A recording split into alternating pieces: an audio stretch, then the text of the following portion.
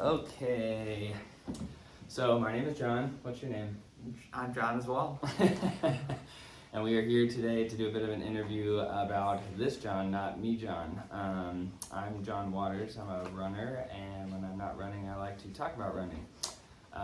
My guest star today is Jon Noll. He's an accomplished ultra runner, former triathlete, I may say. But in addition to that, he is a hardworking man. We're actually at our corporate headquarters where we met before we started running together many moons ago.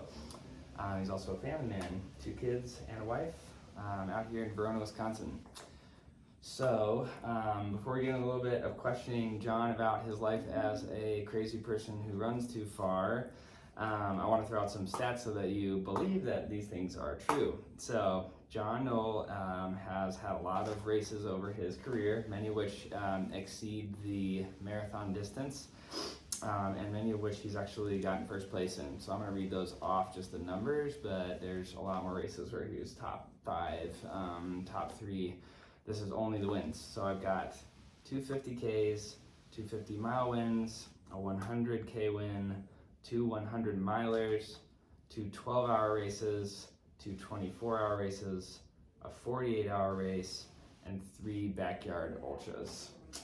And he's still alive to tell a story, and so that's what I'm on here today. I also want to start by asking what these 12, 24, and 48-hour races are, because I don't know that everybody understands what it means to have a race that's just a time. Sure. So in a timed event, it's just a closed loop course. So it can be anywhere as short as a 400-meter track, which I've done several of my races on that, to up to a mile, 2 miles, however long the loop is. And you're just running the loop continually until making as many loops as you can during the time that you're allotted. All right. And in those races, it's kind of come and go as you please. In a 48-hour race, if you need to go down to sleep for an hour and keep on going afterwards, you can run however you wish in those races. Makes sense. I've actually been to one of these. It was 48 hours in the dome, 6 Yep. days in the dome, over near Milwaukee, Wisconsin. And to give you some sense of what it was like for somebody who wasn't really actively running in it, it was essentially the inside of a hockey arena on a track that, how long was that track? Was that the 400? It's just over 400 meters. 400 meters inside. The temperature, I would say, was actually pretty nice because it's a hockey rink, so a little on the chilly side, which is something we'll maybe talk about later. John prefers it to not be hot when running, so this was perfect for him. But literally just people running in this oval for up to 48 hours to see who could cover the most distance, essentially. Quite the feat. You should probably also do a quick overview of what a backyard ultra is, because I know that's something you are passionate about, but also that many people don't understand. Sure. So in a backyard ultra, you have to run 4.1167 miles every hour, and that number is significant because it adds up to 100 miles every 24 hours. But in the format of the race, you have to start at the top of the hour every hour, or else you're out. So it just keeps going. Everybody keeps running until either they can't run any further and they don't finish their loop, or they don't start the next one. Or if you're the last person that finishes a loop, then you're the winner of the event. Makes sense. Yeah, we'll get into some of that in more detail later. But yeah, we can just jump into things now, some additional questions. I've got some questions over here, which is why you see me staring off into the distance eventually.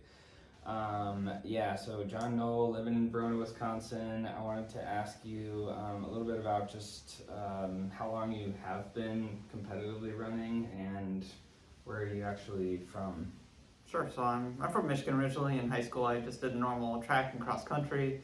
Ran distance, but wasn't really an elite runner or anything like that in high school. And then I just have continued running since then. In college, I was on a triathlon club, just kind of a fun social club, and did some exercise along with it. So I did triathlon for a while, but I was always a runner that did triathlon. Definitely wouldn't call myself a swimmer or a biker if anybody actually asked me, but had some fun with that. And then after I graduated from college, I eventually I did a little bit more, a few more Ironmans after college, but really got kind of sucked into started by doing a 50K, and then really enjoyed it. Did a 50-mile, and everything just kept building from there. Been running ultras now, so for probably about 13 years, I think. Okay. Yeah, that makes sense. And I like how you say that you're a runner that also do a little bit of triathlon, because that's exactly how I explain myself to people as well. Something that's kind of interesting too that I was thinking about when it came to like how you're just explaining about like doing a 50K and then just kind of going up to 50 milers, and this seems to be the like trajectory that a lot of people follow that end up in your world.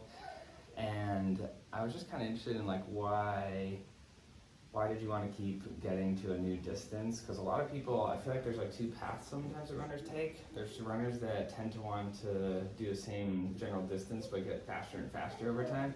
Yeah. And maybe you also do that at some crazy distance, but I think for a lot of ultra running people that I've talked to, it's about just continuing to push boundaries in terms of length, maybe more priority than getting faster and faster. Yeah, I think part of it is as I just kept doing longer races, I just kept enjoying doing longer distances. In training, I love the long runs. I love just going out and spending 4, 5, 8 hours just out there on the trail. Just going slow and just enjoying myself out there. That's my favorite part about running. So Yeah. I think that was part of the draw.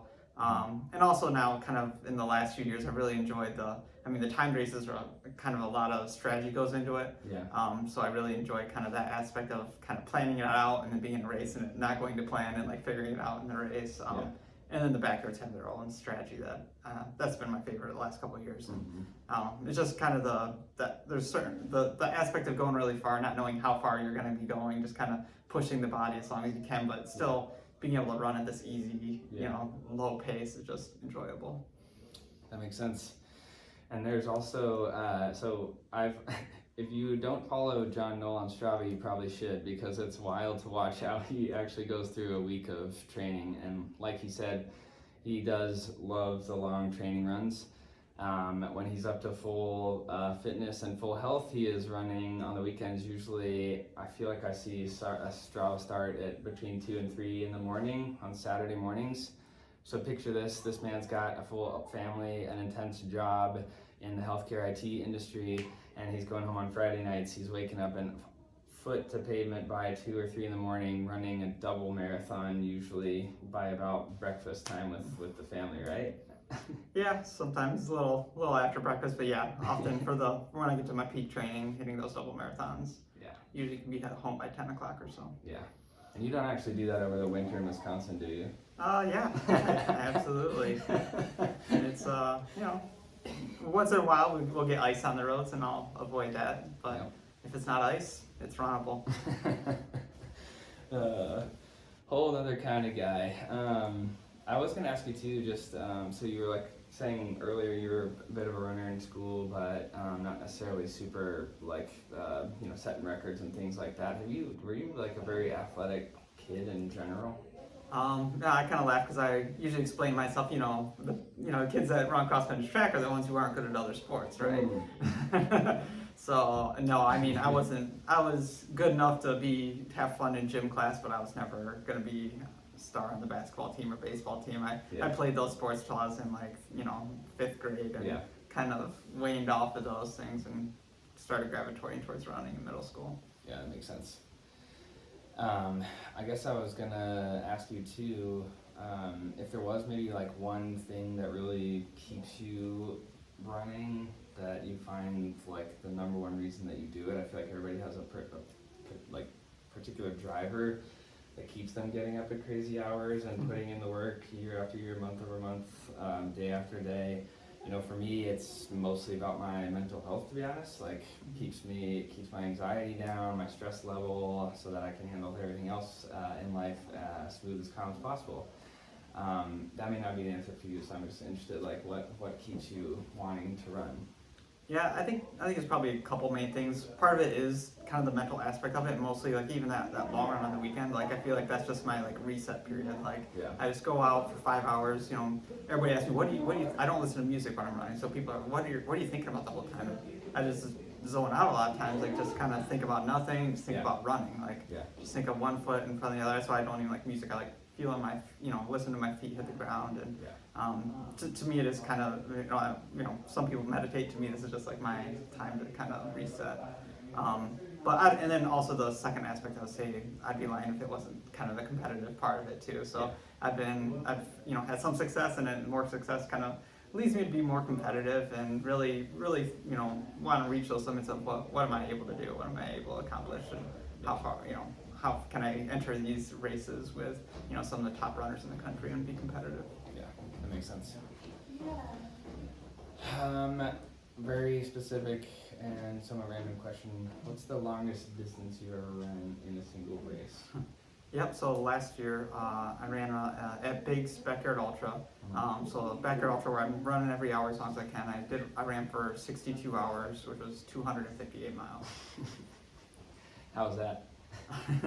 I mean, the race was a blast. So that is exactly the race where I'm with some of the most competitive runners from across the world in that case, and yeah, it was amazing. So I mean, it was painful at the end for sure, but the race itself was just amazing, and getting to be running and Lazarus Lake is who puts on the race. It's in his backyard, and it's just an amazing experience getting to run with these runners I read about in magazines, and getting to run for hours and hours and hours for them. So it's a lot of fun. Yeah, I got into just watching backyard ultras because you were doing them, and then for the folks that are going to watch this, we just actually did a backyard ultra together in April. This is 2022 at this point we're taking this, and I hit 50 miles, which would have been 12 hours, and man, that was tough. And John over here, we were sharing a tent. He was kind enough, him and his wife, to kind of pull me under their wing for this race experience. And John was just cruising at 50 miles, like he was just getting warmed up. Ended up winning it 12 hours later, right? I think he went 24, 25? 25 hours. So.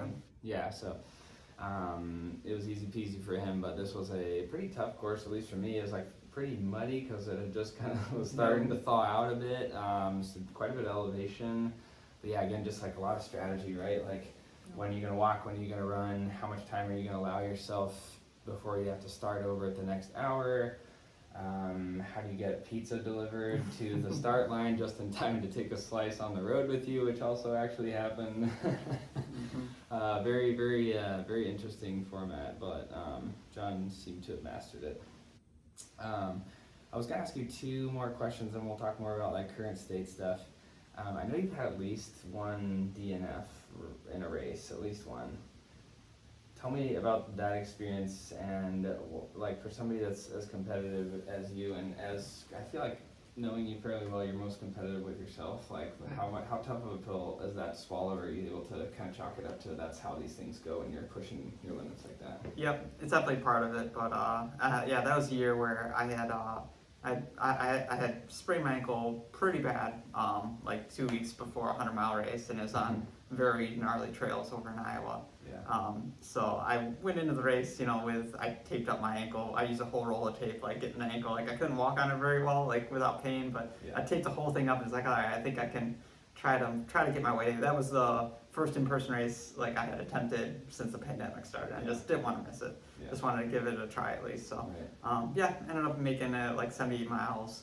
And I was on pace to get the time I wanted through most of that, but once it got nighttime going through routes, I started turning my ankle a couple times and just had to call it quits. But it's I don't know. At this point, it doesn't devastate me. I'd rather try it in DNF than to just not go out there at all.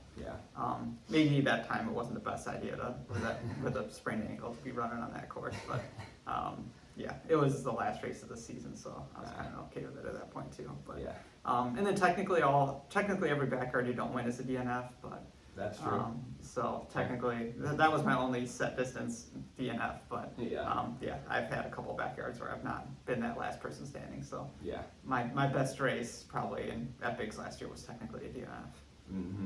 Yep, that makes sense. And the Iowa race was at Mines of Spain. Is that what that one was called? Yeah, that looks pretty brutal. But I'm proud of you, despite how stubborn you are as a runner, that you gave up on it only after 78 miles. That sounds crazy to the average runner. I hope you realize. One more question too about just like bouncing real quick back to triathlon. I know you dabble in that. You kind of casually mentioned doing a few Ironmans, which again, your average person is gonna think is pretty intense. Like, why is it that you prefer running over triathlon? I don't know. I just enjoy running more. Is really the easy answer. So when I get out and I train, I look forward to every run just about. I just love getting my shoes on and getting out there. With swimming, it's like, oh, I have to go to the pool and get my workout in. With biking, like I enjoy biking a little more, but still like I don't enjoy 3 or 4 days a week of like getting out on the bike and getting in miles. So I don't know. Running is just to me so much more pure too, so much easier. Just you literally just put on your shoes and out the door, and I just enjoy it more. Yeah. I know we talked on some of our long runs too about like the fact that when it comes to races, which I was going to ask you about, so I guess we can just go there now, like the kinds of races that you tend to like. And I was just thinking about that now with like you're talking about triathlon being kind of more complicated, a lot more logistics and chores when there's workouts you don't want to do. I'm in the same kind of boat as you on that front.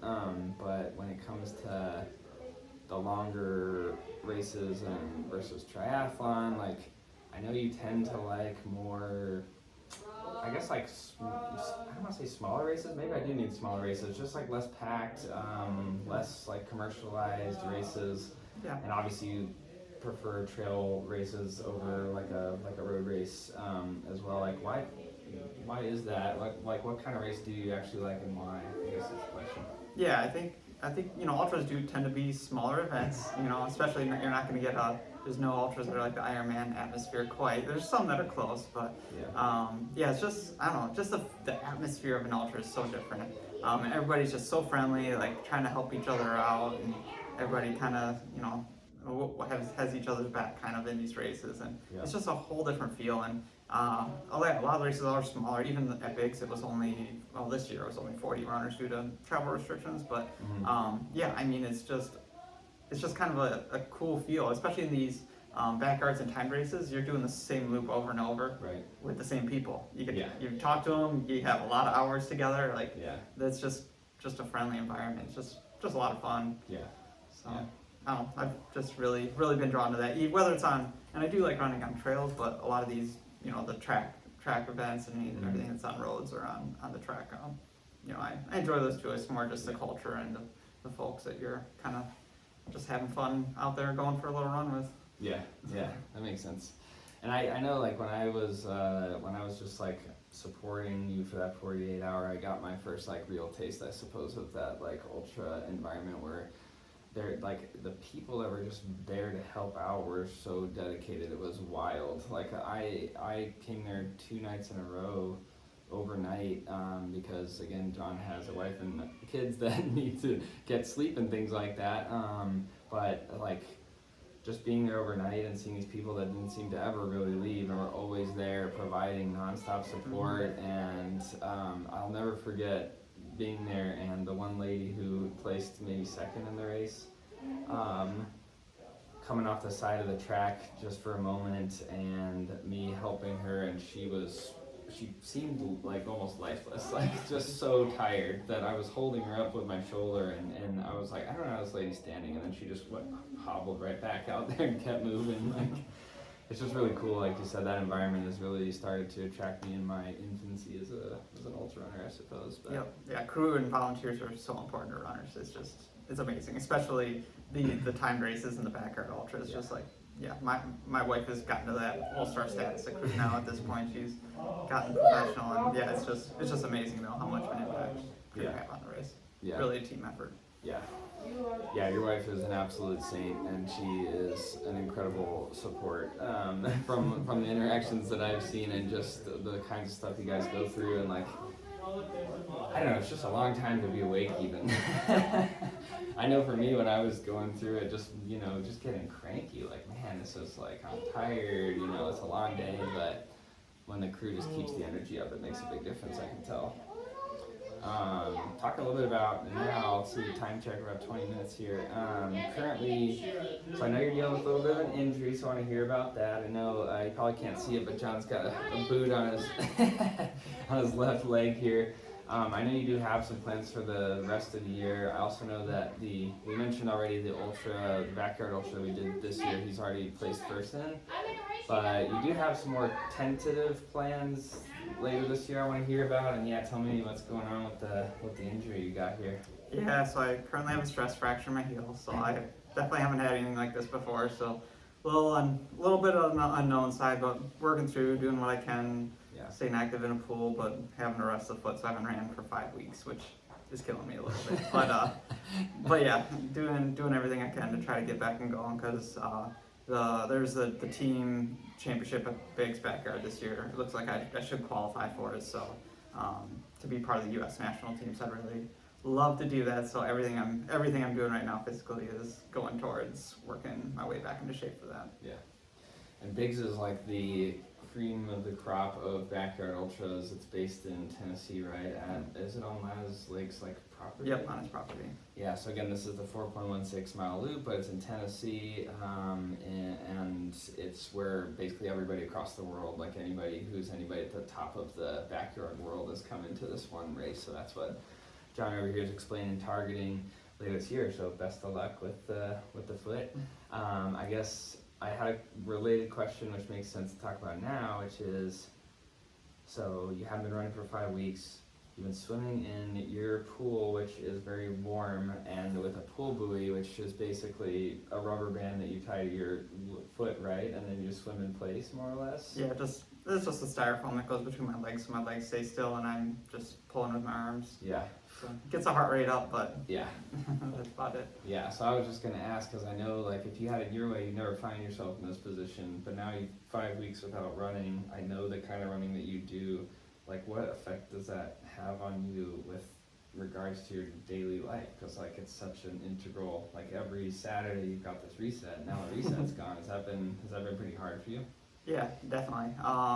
Definitely has. I would be lying if I said I wasn't sad when I go by the trail and look at it and I'm not on it. But yeah. But no, I have lots of other good things in life. I just got to remember that, Yeah. Do have that running is just kind of a slice of my life, and Yeah. it is kind of good for my mental health and kind of my own selfish me time that I think is good to have. But yeah, I'm working back towards it. Like I said, I'll start getting in the pool more and more, doing some aqua running and whatnot, and Yeah. start working up to having being able to get workouts that are 2-3 hours long again. So I can, once the heels are ready to start running, I can get going. Yeah. Yeah, it's tough pill to swallow. I've been in similar places with injuries and things like that, and I immediately feel myself just being a little bit less centered and grounded day after day. So yeah, again, hope for a quick recovery, sir. Another question I had too that I've always just been kind of interested in. Do you think there's a reason why you're so good at the long distance as opposed to, you could be a runner who loves to run 5Ks, for example, and that's your distance, but you seem to be very good at the very long ones. I don't actually know how you'd fare in the small ones. I don't even know if you what that would even look like for you, to be honest. But why do you think that that you have been able to perform well at very long distances? Is it just that you have some incredible physical endurance? Do you think it's your mental state and your ability to handle the repetitiveness of it, or what really is behind that? I'm not sure exactly. No, I think maybe I do have some genetic makeup where it's a little bit, it gives me some kind of tendencies to go that direction. But Yeah. I think a lot of it is just doing it. So experience and the mental kind of piece of it is so huge, especially in the backyard ultra. Yeah. I mean, when you look at the people who win these races, I mean, often it's people, their late 40s, 50s. It's not it's so much of it is just knowing your body, knowing what you need to do along the way. When you're in hour 14 and you have blister starting to form hot spots in your foot, knowing when to treat it, what to do, what you need to kind of, and also backing off. A lot of young runners in these backyards also tend to go out really fast, and that doesn't usually end up very well. So there's just there's so much going into the race, and I think I do have kind of a logic driven mind that kind of is kind of geared towards kind of working through these kind of things and kind of problem solving. I enjoy that part of it, and I have a decent amount of experience running at this point, so Like that's usually the profile you see of the people who are doing good at these races. Yeah.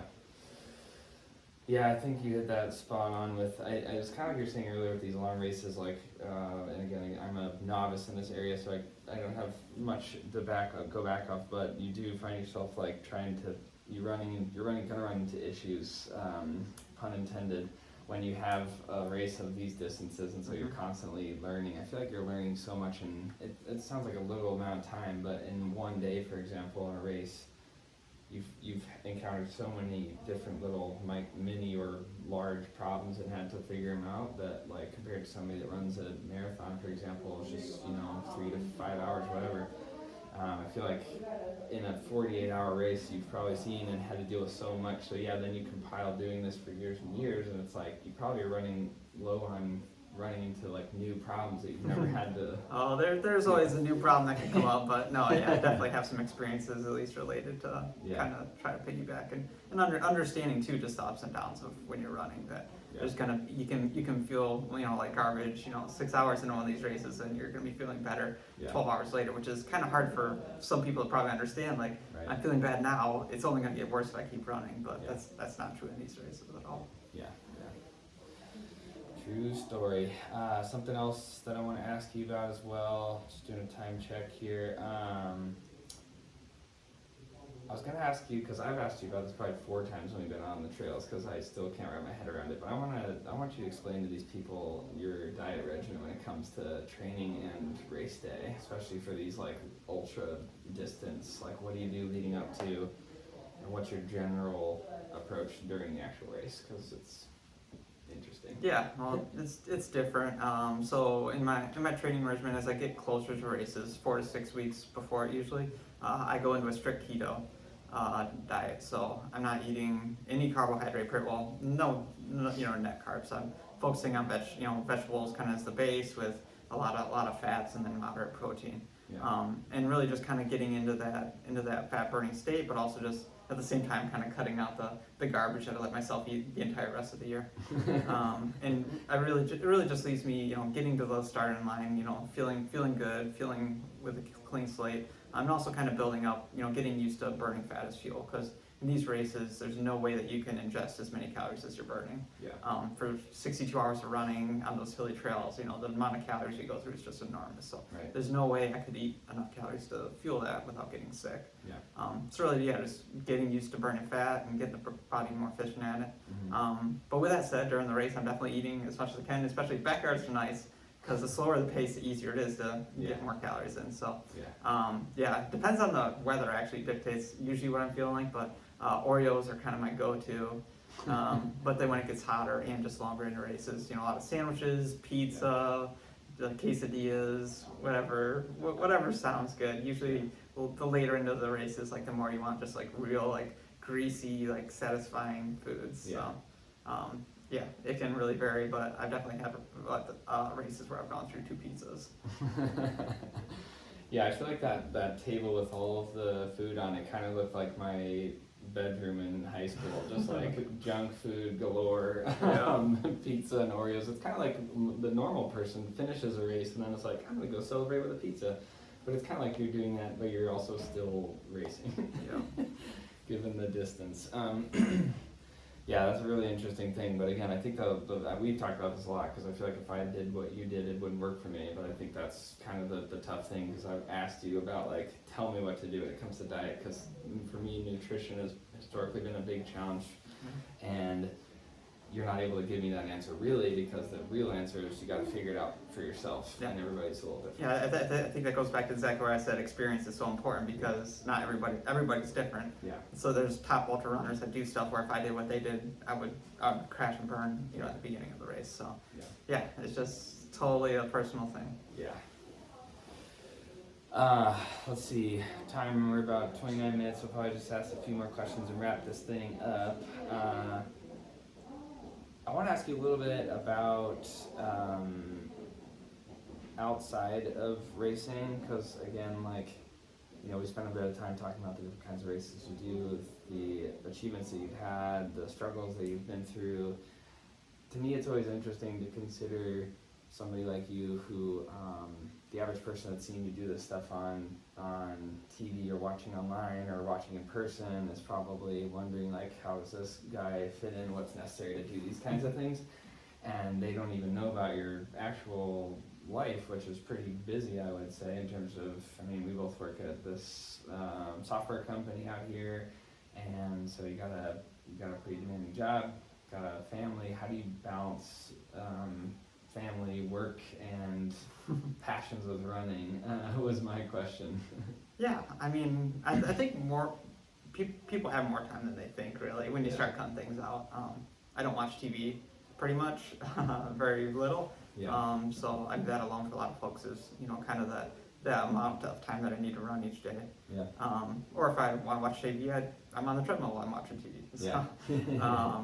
but yeah, so I think that's kind of, one place. But really, for the most part, like you said, on the weekend, I'll go for my long run between like 3 a.m. and 10 a.m. Yeah. So that's not taking up my whole day. I can still have a productive day. Yeah. The rest of the day, the whole weekend with the family. So my kids are very active. My son plays a lot of hockey, and they both have a lot of activities going on. So they definitely keep us busy. And then usually my weekday runs are either during hockey practice, drop off to my son and like run during practice, or I run at night after they go to bed. So probably the one area that gets hit the hardest is my sleep, to be honest. That's the part that I need to work on balancing a little better, and should be, as my kids get older, maybe a little easier. But no, it fits in. I don't run much more than an hour during the weekdays usually. That can fit in here or there, usually pretty easy. Yeah, it's a good reminder to people that especially like you said, like everybody spends a lot of time, and it's just, it seems like your time's so valuable and you only have so much of it. But if you prioritize like the things you're passionate about, because I know for myself, like if I get into watching TV, like 2 hours could just vanish. And so if you take that out as an example, you're left with plenty of time to do stuff like that. It's interesting to me too, though, like you said, like this has always been surprising to me that you run a double marathon on a Saturday and then come home and still are able to be a functional like dad and husband and friend and everything else throughout the rest of the weekend, because I feel like if I did that, I would be dead to the world for the I've worked my way up to it. There sometimes is usually for me, if I can get like a 15-minute nap in, that just like gets me through the day pretty easily. Usually those days. Man, oh man. I'm going at a low enough intensity usually that my legs aren't too shattered after those. Yeah. All right, looking over the questions here and the time, we probably should wrap this thing up soon. Thank you for coming out, Jon. I'm going to end on a cliche question, because I have asked you similar questions a lot of times. Actually, so me and Jon ran on the Badger State Trail when I first covered an ultra distance. It was like 48 miles from the Illinois border to the Madison Capitol. And I would say the two of the 1,000 reasons why I did this with Jon, one is because he's good at these things, and so he just kind of dragged me along after, when it started to get tough, about 30 miles, but also because I just love running with Jon and picking his brain, and he loves talking about running, even when running. But I've asked you a lot of questions about advice over the few years we've been running together and hanging out.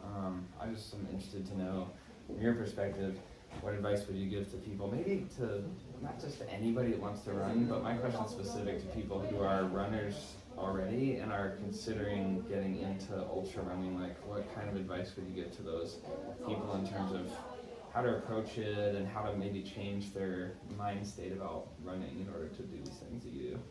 Sure. So, I mean, in terms of ultra running, I think it's just more, if people are interested in doing it, just go out there, do it, get experience, and just understand that, that you're going to have downs, you're going to have ups in running.